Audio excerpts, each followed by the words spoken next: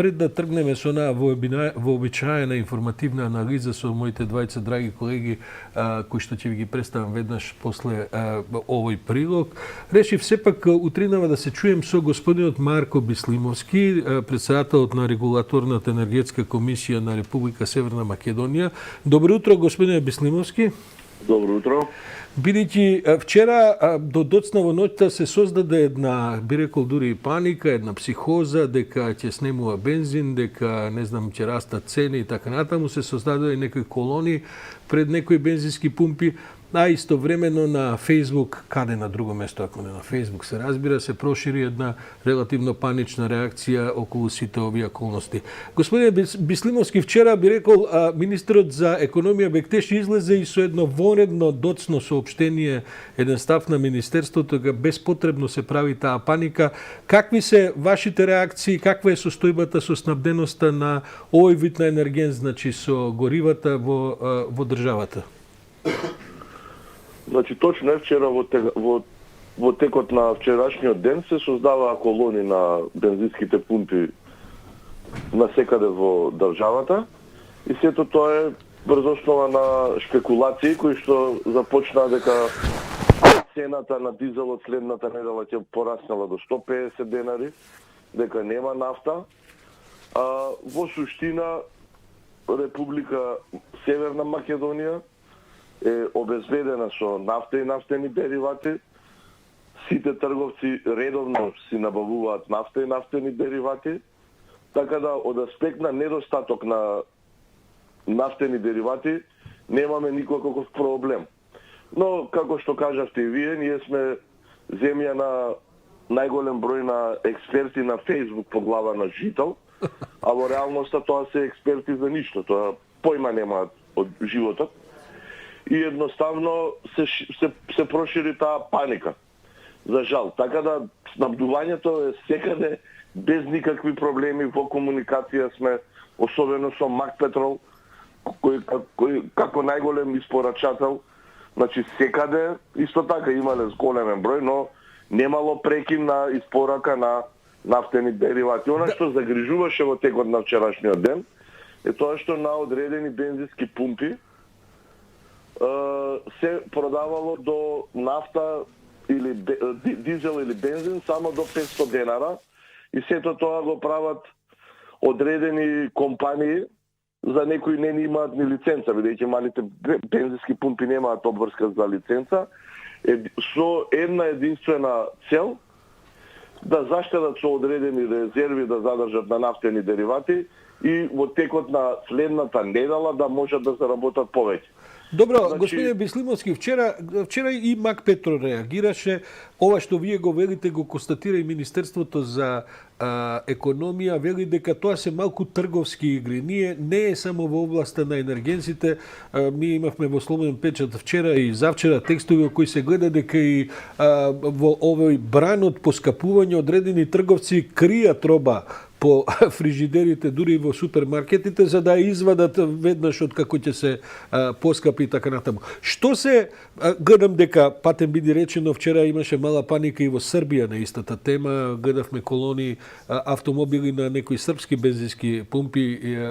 Што се во суштина вашите можности за ваква реакција? Прво да ве прашам, имаат ли право трговците по малите бензински пумпи, по големите, кои било, да кажат не може повеќе точење бензин до 1000 денари?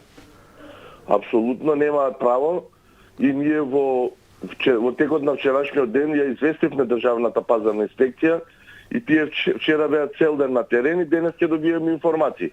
Значи тоа се тоа, како да ги кажам сега, во овие времиња, невремиња, воени профитери и во ланците на маркети и на бензинските пумпи, тоа е една таква класа на луѓе, тоа се едни такви профитери, тоа е нешто неверојатно. Гледам дека сте изваден од такт и речникот ви е прилично ескалиран. Они за да заработат на нечи грб и не гледаат сега во какви услови е не Македонија. Македонија е погодена држава од овој проблем помеѓу Украина и Русија. Цела Европа е погодена и они сега чекаат и удираат да заработат нешто ситно и тоа е. Не, само да знаат дека ние во текот на овој ден ќе доставиме најверојатно известување и до обвинителството да превземе мерки за тие компании што работеа така во текот на вчерашниот ден. Официјалната информација е дека има резерви со нафта и горива за наредните 2 месеци. Се обновуваат ли редовно тие резерви? Пред да ве прашам потоа што очекувате околу цените, бидејќи навистина на светските берзи заради целата оваа криза воена во Европа, веќе може да се каже, не само украинско-руска, дека цените ќе растат, но имаме ли доволно резерви како што се вели за наредните 2 месеци, 54 дена, ако добро прочитам? Па најдобро за резервите ги знаат во владата со тие информации што ги имам. Јас знам дека имаме доволно резерви и не е никаков проблем. Значи, од тој аспект сме обезбедени. Значи, ние и во моментов не ги користиме резервите, затоа што најголем дел од нафтата во Македонија доаѓа од Грција, значи ние немаме проблем да обезбедиме. И вчера на сите бензински на Мак Петрол, кои што беа најмногу оптоварени, и сега сакам да изразам една искрена благодарност на Мак Петрол за тоа што не уценуваше ни еден граѓанин, не уценуваше ниту еден муштерија и си работеа најнормално. Најголем дел од количините ни доаѓаат од Грција, така да немаме ние никаков проблем. Ама како што кажав, овие експертиве што се по Фејсбук за се, а на крај за ништо, така по Фејсбук пошто тераат стратегии, и тоа ниво го има одредена категорија на граѓани, тоа се дигна Денеска ќе ми бидат и друг вид на аналитичари тука во студиото, меѓу кои премиерот. Ќе разговараме за тоа дали не сме можеби ние жртва на некаква друг вид на операција, бидејќи овој вид на дигање паники кога се вакви воредни состојби на континентот во прашање, можеби е резултати на некаква друга осмислена, да кажем, кампања која се води, не се само можеби жртви овие луѓе што се на Фејсбук и така натаму. Фејсбук е отворен медиум и тука нема. Еве и после овој ваш коментар предпоставувам дека ќе ве растргнат овие експерти за кои што говорите. За крај да ве прашам, господине Беслимовски, знам дека вие не можете да предвидите цената и следното поскапување, веројатно ќе биде, не очекувам да биде поевтинување, но до каде мислите дека ќе одат цените, бидејќи тие веќе ги пробија оние рекорди кои што со години се држеа под тоа на светските берзи за тргување со енергија? Значи, од понеделникот цените и на електричната енергија, и на природниот газ, и на нафтата дивеат на берзите. Ги постигнуваат за природен газ рекордите. Значи имавме во понеделникот и цени до $3,000 за нормален метар кубен. Така да сега воопшто цела Европа е во паника и така да не очекувам во наредните недели да има некое намалување. Ќе се стабилизираат на одредено ниво. Најверојатно ќе има некој договор во земјите членки на ОПЕК со цел да се зголеми производството на нафта на светско ниво и да се на тој начин да се намали цената. Инаку ова што се случува со вакви зголемувања во тек на една недела, до сега ниту еднаш не се случило во светската историја. Да има таков раст само за неколку дена. Така да ја не сум оптимист дека во наредните недели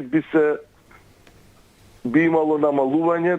Трендот е таков, исклучително лош и секој треба да си превземе мерки, да се посветиме малку повеќе и на штедење, за да се издржи овој исклучително тежок период. Марко Беслимовски, председател на Регулаторната енергетска комисија, благодарам за оваа утринска интервенција во утрински брифинг. Благодарам на поканата.